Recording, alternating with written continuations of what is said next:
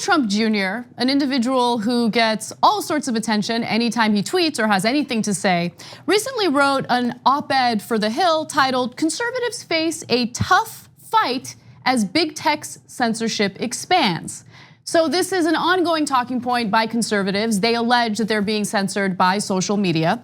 And Don Jr. writes the following: mainstream conservative content was strangled in real time, yet fringe leftists such as the Young Turks enjoy free reign on the social media platform. He is right. We are definitely given way more power than he is. That's true. Yeah. Yeah. Well, what can I do?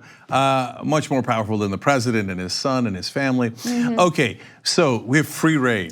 Free reign. YouTube, Facebook, Hulu, Roku, all the other platforms we're on, Pluto, Zuma.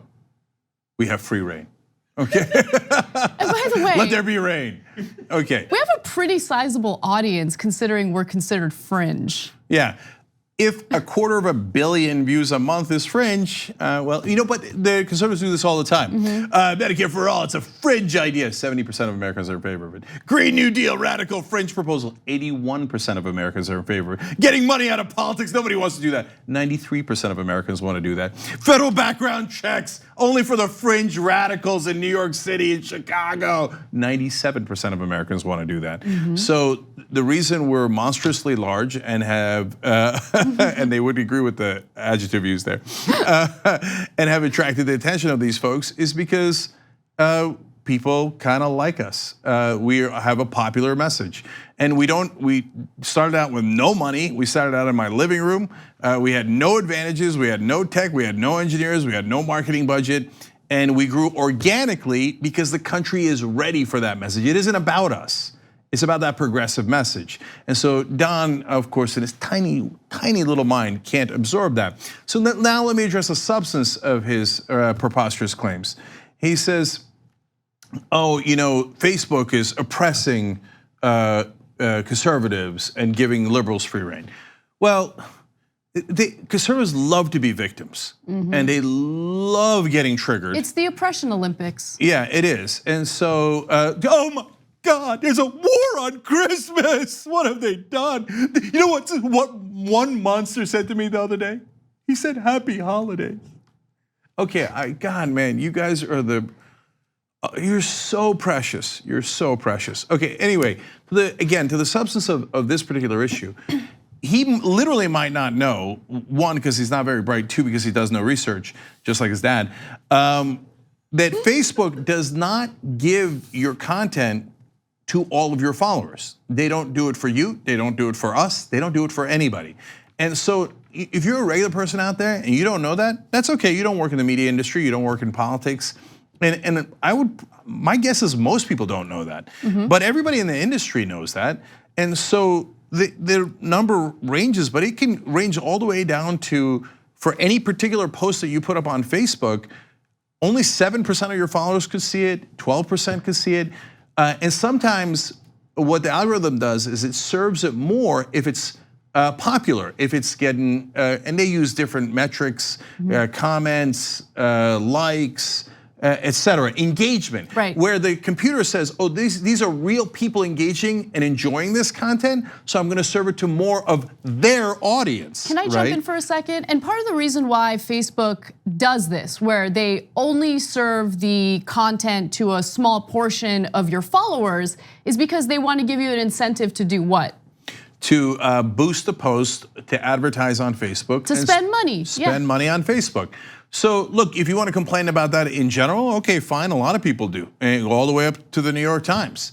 And so, but if you, because you think you're so entitled, should have 100% of your audience see your posts, but everybody else should have 10% of their audience see it, that makes no sense. See, that's the problem with the conservatives. They view equality as oppression. They're like, wait a minute, I had all the privileges, I had all the rights, and I used to lord it over you. Now we're gonna be equals? And in the free marketplace of ideas, we'll get crushed. We're idiot conspiracy theorists. Of course we're not gonna win. Sad day for you. Yes, now we're equal, and that's why you're getting your ass handed to you on social media. No, it is kind of amazing because if there are stories involving unarmed minorities getting shot and killed by cops, and people are protesting about it, you'll have right wingers point to the protesters and say, "You're not oppressed, stop with the oppression Olympics." But then the exact same people, I'm talking about Dave Rubin, will then go out and literally incessantly cry and whine on social media about how they're targeted, they're being censored, they're the real victims, they're really the ones being oppressed. Yeah, I mean, come on. So when an unarmed person gets shot, that's not a problem. When one race is targeted by law enforcement systematically, for example, I'll go not only the unarmed black guys being shot disproportionately, but also we smoke pot at the same level, all different races, ethnicities in America. African Americans get arrested at 3.5 times what white people get arrested for the same exact crime. If you point that stuff out, like, hey, they're taking our literally taking our freedom away, destroying our lives, and sometimes killing us. They're like, oh, snowflake. Get worried about getting killed disproportionately. Yeah. Oh my God, Facebook didn't give my post to everyone that's my follower. I'm the real victim. You guys are pathetic. And look, if you are concerned about censorship and you are concerned about protecting our First Amendment rights and our freedom of speech, I hear you. You should maybe look in your own home and figure out if you can solve that issue there first. So I bring to you Donald Trump's tweets just from this past weekend. Let's go to graphic 11. It's truly incredible that shows like Saturday Night Live, Not Funny, No Talent, can spend all of their time knocking the same person, me, over and over without so much of a mention of the other side, like an advertisement without consequences. Same with late night shows. And then he says, should Federal Election Commission and/or FCC look into this? So he threatens them with federal investigations simply because they're mocking him or making fun of him during these shows. Donald Trump Jr. talks about, he calls it big tech censorship of conservatives. Now, later in the op-ed, he talks about, I mean, we're having pedantic arguments about the First Amendment. I mean, really, I know Facebook's a private company, but conservatives don't care about private corporations. What are you talking about? That's what you told us for the last 50 years. All you cared about was private corporations. All of a sudden, yeah, I don't care that they're private. I don't care that the First Amendment doesn't apply to them. I want me protected, right? I need a safe space. I need a safe space. Okay, and you're talking about censorship. I mean, your dad said that the federal government should investigate Saturday Night Live and late night comedians because they made fun of him. I mean, that's so sad. That's one, pathetic. Two, that would be a literal First Amendment violation, attacking your political opponents because of what they said about a politician. Your father demanded that NFL players get fired because, and I quote him, the sons of bitches are kneeling in protest during the national anthem. And again, look, Michael Cohen talked about how Donald Trump was embarrassed at how stupid Donald Trump Jr. is, which is record shattering because Donald Trump is one of the dumbest men to have ever been in public office or in the public sphere, period. Life. Yeah, and he's embarrassed about how stupid his son is, and you can see why in the op-ed because he just doesn't note any of the ironies that are all over this. He says there's no conservative principle that even remotely suggests we're obligated to adopt a laissez-faire attitude while the richest companies on earth abuse the power we gave them to put a thumb on the scale for our political enemies.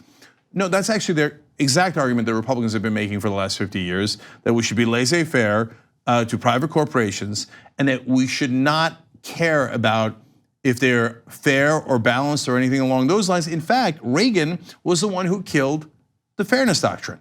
So this is Don Jr., in a sense, arguing for the fairness doctrine. If you read the whole editorial, it talks about how social media has to balance things out. They have to balance out between things that are insane, like our opinions, and things that are sane and accurate, like climate change. But that's not even what he genuinely means. You think that he cares about the perspective that disagrees with him? They would want to censor that perspective in a freaking heartbeat. That's the reason why I brought up Donald Trump's tweets and Donald Trump's attacks toward those who are expressing an opposite opinion. I mean, the fact that he consistently goes after legitimate news sources for accurately reporting that he's a criminal.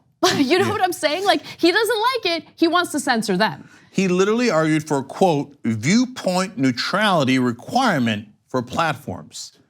That's the fairness doctrine that Ronald Reagan, your beloved hero, killed. So, God, they have no sense of history or facts. And lastly, you better be careful what you're asking for here, okay? I'm gonna quote another part of the op-ed here and then talk about the implications. He says, Hawley, referring to Senator Josh Hawley from Missouri, who's a Republican, pointed out that big tech companies already enjoy sweetheart deals under current regulations. They make their malfeasance a matter of public concern. Oh, that's interesting. So if a company, a private corporation, gets quote unquote sweetheart deals from the government, then everything they do is a matter of public concern. Well, the big oil companies get sweetheart deals in terms of getting subsidies. The big banks got bailed out, get almost no interest loans from the Federal Reserve. And if that's your new standard, great. Because when a progressive becomes president, we're gonna have a conversation about if private corporations are getting sweetheart deals from the government, they are apparently, according to the Trump family, a matter of public concern. And the government can then regulate their businesses. Do we have a deal, Don? Do we have a deal? Because that would be an interesting deal. My guess is you guys would not be happy about that deal, because there are actually terrible things that those corporations do that actually should be looked into, but you guys don't want to do that because those are the same people bribing you legally with all those donations to your daddy that actually got you into office in the first place. One last thing, when he talks about, well, these platforms and these companies are given too much power and they put a thumb on the scale for one political party, so they should be investigated. You know, another media corporation that puts a thumb on the scale for one political party is Fox News. So, Don, if you want that standard, we can investigate Fox News. So is that what you want? Or is Anna right? You don't mind things being biased in your favor. He says whenever anything is actually fair, it triggers you because you have that sense of entitlement. I should always have an unfair advantage, and this is outrageous that you expect me to compete on a fair battleground. Well, that is the current situation. That's why you continue to cry about it.